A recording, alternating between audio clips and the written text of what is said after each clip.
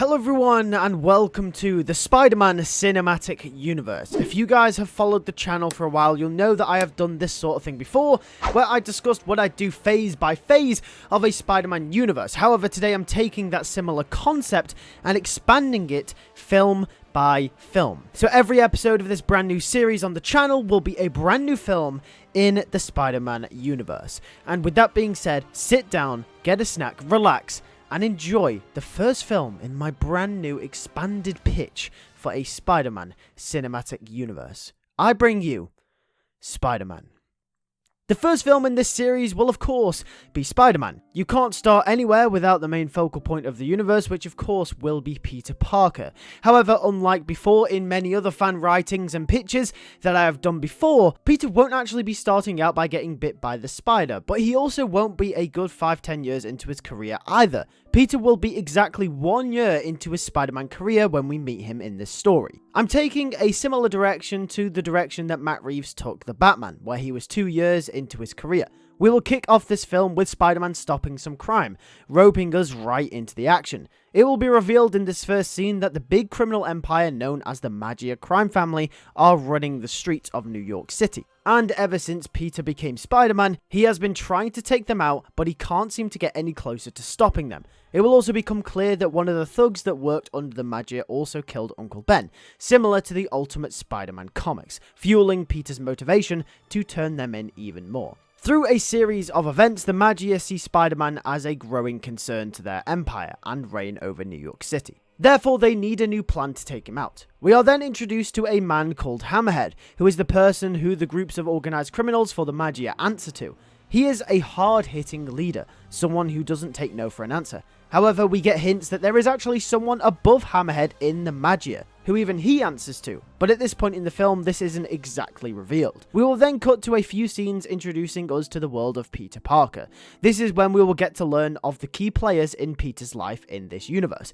I wanted to spice it up. Mary Jane, Harry Osborn, Gwen Stacy and Flash Thompson have all been overcooked in adaptations, and personally, when they are used it's usually the same old spiel. Gwen dies, MJ is introduced after, and Flash Thompson is a bully. So therefore I'm going to switch Peter's inner circle to differing characters that can provide new and interesting stories as the universe progresses. Peter will still be an outcast from the rest of Midtown High, and it will be clear that he is unpopular as ever. However, he will have one friend, that friend being Cindy Moon. Now Cindy will be just as much as a nerd as Peter, and quite frankly that's what drove them together in the first place. They will bounce off each other quite well and will be really good friends. It is also revealed that Cindy was there for Peter when Uncle Ben died, and Ben's influence can be felt throughout this film as it's still quite fresh in Peter's mind. Cindy and Peter have become really close, but Peter is still hiding his identity from her. This will be a main theme throughout this film and quite frankly throughout this universe in general, Peter's identity with the people that he loves. Peter will also still have a crush throughout this film as well, and she will be a main driving force for Peter's motive in this film. And his crush will be none other than Jenny Lincoln. Now of course this character is based off Janice Lincoln from the comics. However, the name Janice is really out of fashion and not something that modern high schoolers would be called, so Jenny is what we're calling her from now on. Jenny will be a popular girl similar to Liz Allen from Spider-Man Homecoming and Spectacular Spider-Man. In fact, I'd go as far as to say, as this character is probably more of a merger between Janice Lincoln and Liz Allen in some sort of way, as some elements of the characters do cross over and there are some similar aspects that you guys will start to notice later on in the film. After the introduction to Peter's high school life, we'll be introduced to none other than Aunt May, who will be the same age as Sally Field's Aunt May from the Amazing Spider-Man movies. We will also get to see both of them and their relationship. It will be clear that they love each other, however there will be something a little bit off. A rift has been put between them since Ben's death, and there's almost a feeling that they're keeping something from each other. Of course, from Peter's perspective, it is him being Spider-Man, but Aunt May, a year into losing her husband, is really struggling with bills and can't afford to pay them. Peter will be aware of this situation, but will act naive with May, because he knows how much she wants the best for Peter, and she wouldn't want him to be worried in any way possible. It is also revealed that there is a massive risk that if the bills do get too dire, that they will be evicted from their home. And this theme will loom across the entire film, with Peter constantly having it on his mind and constantly being in his internal monologue. A big portion of the first half of the film will also be bouncing between Peter and Spider-Man, fighting the war against the Maggia by night and being top of his class by day. His life, for the most part, will be relatively balanced, and it's actually going quite well for him at this point in time, unlike other pieces of Spider-Man media. Now hang tight with me because you'll see what I'm doing with this thematic element later on in the film. In fact, Peter's life is going so well that Peter's incredible grades and performance at school lands him in an opportunity to work for the Mayor's Bright Minds Initiative, which, it will be revealed, is a course run by the Mayor's office which gives young students in New York the connections they could possibly need for major future jobs. Once this opportunity presents itself for Peter, he immediately, knowing the situation with Aunt May, will snap at it, taking it immediately. It will also be revealed that none other than Jenny Lincoln was also presented a position as well alongside Peter for her top engineering grades at Midtown High. So both Peter and Jenny will be put forward for this job. Peter will go home that night and tell Aunt May, and she'll be really happy for him. As we cut to Peter doing another patrol as Spider-Man in the early hours of the morning, this is when we will actually be introduced to the main villain of the film, who will be the Chameleon. This time, the Maggia anticipated Spider-Man's arrival onto one of their crimes, and brought backup, almost like a trap for him. The Chameleon in this universe, however, won't just be able to appear as whoever he wants, but will also be a master martial artist as well. He grew up training like a warrior, and will be a match for Spider-Man, unlike anyone he has ever faced before.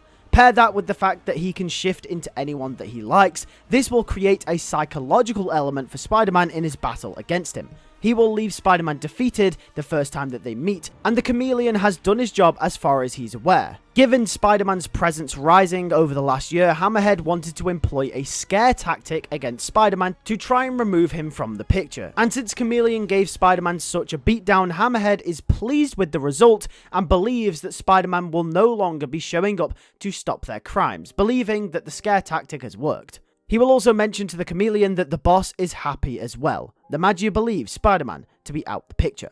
Battered and bruised, Peter's pride is hurt. The next day, however, he has to look his best because he's meeting the mayor of New York City personally to introduce him to the new course. Before meeting the mayor, however, Peter does run into Jenny, who he has an awkward interaction with. Jenny has a fun and playful personality, but is a very calm and collected person.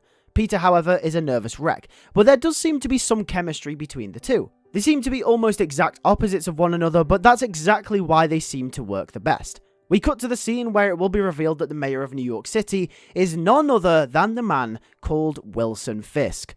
Peter and Jenny will be delighted to meet him, and Fisk will comment on a black eye that Peter has carried with him. Peter will tell him that he just fell on his way back from school. Fisk smirks and says he knows a black eye when he sees one, and asks if the other guy came off worse. Peter says he doesn't know what he's talking about as he starts to panic. Fisk will smile and will go on to say about how he likes a fighter, someone that will risk it all to get what they want. He doesn't seem to believe Peter's story, but despite that, he believes Peter to be the perfect person. He really starts to take to him and really likes him. Fisk tells both of them that once a week they will come to the tower and work in the science department and engineering labs respectively, working alongside some of the best minds, expanding their wealth in knowledge. Peter thanks Mr. Fisk for the opportunity, but decides to ask how much it pays. Fisk will laugh and says that it doesn't pay, but if he works hard, he is sure that it will open up many doors for him. He places a hand on Peter's shoulder as he walks them both to the exit as he hands them their timetables. Peter and Jenny will leave gratefully, however they will both comment to each other about how intimidating Mr. Fisk was. He is certainly a man of stature. Peter then makes his way home. He thinks to himself, even if this doesn't pay, he sees this as an absolute win. All he has to do now is show his worth, and he's guaranteed a high-paying job when he leaves school. That would help Aunt May massively. The rest of the film from here on out will be Peter trying to uncover the mystery as to who the Chameleon is. It is revealed through a scurry of scenes that the Chameleon's real name is Dmitry Kravinov, originally from Russia. He grew up working and training for the KGB, and is currently in New York trying to earn big money because his father is dying. Cancer specifically. Dmitry couldn't find any other way of saving him, but decided to put his skills to good use when Hammerhead reached out for a client to try and take out Spider-Man. Couldn't say no, and had to take the job. On the high school side of things, Peter tells Cindy all about the mayor internship and how he gets to see Jenny on an often occasion now.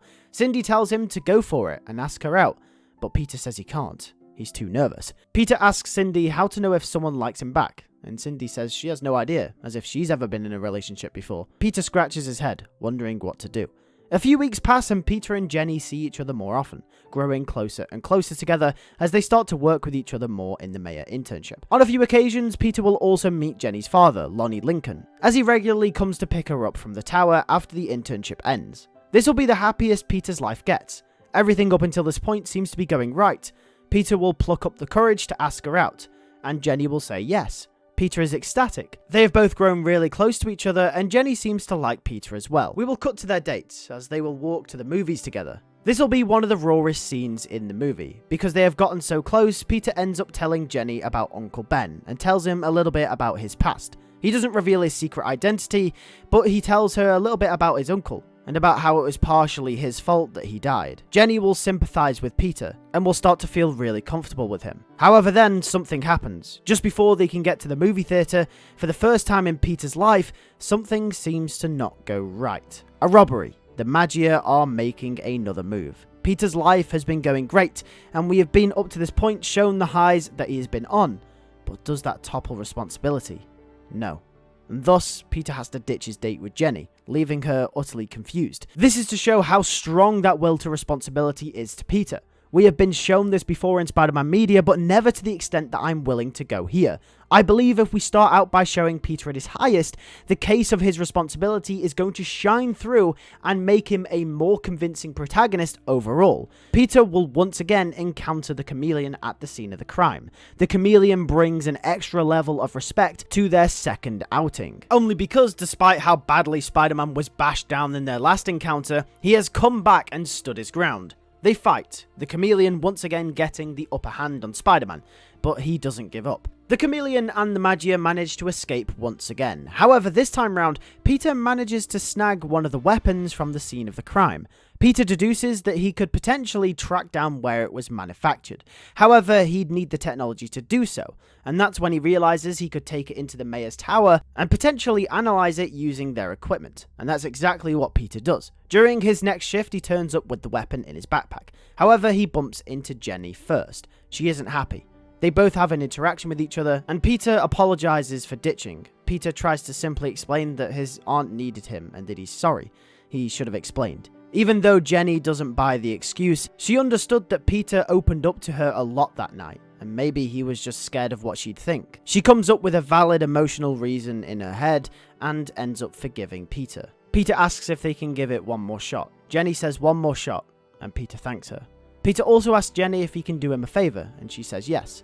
Peter pulls out the gun, and Jenny is freaked out at first. Peter calms her down by telling her it's deactivated, and it's also one of his Uncle Ben's old novelties, and he just wants to find out where it's been made. Or at least that's the excuse that he gives. He was wondering if she could take it apart and get a design code, and Jenny, being the engineer expert, agrees. She does just that, showcasing her skills, and gives a manufacturer code to Peter. Peter puts this to good use, and tracks down where it was made. It's made by a company known as Alchemax Co. Peter does some digging and finds out that the co-founder was a man known as Joseph Lorenzini. Peter does some research into Joseph and finds out that he has been arrested on several occasions for gang and crime activity, but since has been released. Peter believes this to be the man at the top of the Maggia. Spider-Man goes searching at an address linked with this Joseph fellow. He crawls through vents until he steps into a meeting between him and a man called Lonnie. Peter quickly realizes that's Jenny's father and is shocked. The Chameleon also walks in as they continue talking about plans for a new wave of activity up in Harlem. They keep referring to the boss as someone called the Kingpin. Peter wonders as to who this could be, until a figure approaches and walks into the room. It is the Kingpin, but Peter's eyes widen as it's revealed to be none other than Wilson Fisk, aka the mayor of New York City. The reason the Maggia have been getting away with everything is because Fisk is the mayor. He is at the top, controlling everything and everyone like a puppet. Spider-Man was the only one that stood in his way this entire time, which explains why the police can't catch the Maggia or track down who is behind it, but also explains why they're putting so much resource into trying to take out Spider-Man in the first place. However, then, at the worst time possible, Peter's phone rings and everyone notices him. The Chameleon chases after Peter as he looks to escape. However, he captures him. He ties Spider-Man down to the middle of a chair with all the major players in the Maggia looking directly at him. The Kingpin walks straight up to him and says he's been a thorn in his side for the last time. He tried to warn him, scare him through the tactics of the Chameleon the first time, but clearly he's too stubborn. Fisk pulls his mask off to reveal Peter Parker underneath. Fisk's eyes look bewildered, and a bit more remorse shines through. "Always the fighter," he will say to Peter as he smirks. Peter will tell Fisk to stop this madness, and Fisk laughs, telling him that he will never stop. Peter tries to force himself out of the rope, tying him to the chair, but it's too tight. Peter keeps pushing and pushing as everyone laughs at him until the rope snaps and Spider-Man bursts from the chair, leaping up and kicking Hammerhead in the face, sending him back. A battle between the Chameleon and Spider-Man ensues as Fisk exits the room, telling them to take care of him. Peter and the Chameleon battle for a third time. However, Peter's newfound strength within himself seems to shine through. They go at each other until the Chameleon once again gets an upper hand. Chameleon tells Spider-Man that it's time for him to die. However, Peter jolts up, kicking him in the face and sending him to the floor. He webs him up, leaving him to the police, along with Hammerhead and Tombstone. Spider-Man enters a triumphant swing as he goes after Fisk, who is getting away. A giant battle on the road ensues as the Kingpin tries to knock him off the top of his limo. Spider-Man kicks the window in and kicks the Kingpin out of the other side of the car, with him landing on the road. Fisk says he's dead, and Peter tells him to bring it on. They both fight with the world watching, as it gathers people's attention. Spider-Man, however, shows his newfound confidence within himself and defeats the Kingpin, saving the day, arresting the man behind the Maggia all along. Peter got his justice for Uncle Ben. Peter got justice for everyone that has been hurt by the Maggia. However, the implications of Spider-Man's actions start to dwell on Peter.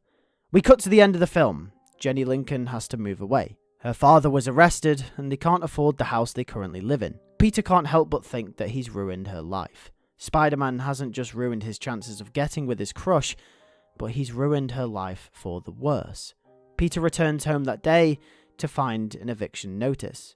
Because Fisk was arrested, it made his position at the mayor's internship redundant, and thus no job opportunities ever came his way. He failed to help Aunt May, the person who Peter Parker should be looking out for the most.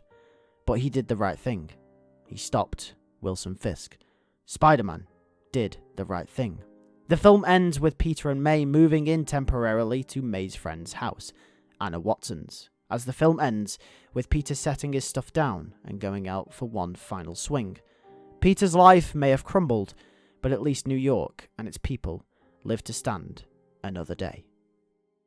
And that is it for the first film in my brand new Spider-Man cinematic universe. If you guys did enjoy, make sure to hit that like button. Also, make sure to comment down below, what do you think about this first film? I want to hear all of your thoughts down below. Next week, it's going to be a film called Half Brothers, diving into the main villain of this film, the Chameleon, and his life with a certain brother called Sergey before the events of this movie. So make sure to stick around to check that out. With that being said, thank you guys for watching. I'll catch you guys in the next video. Take care and peace.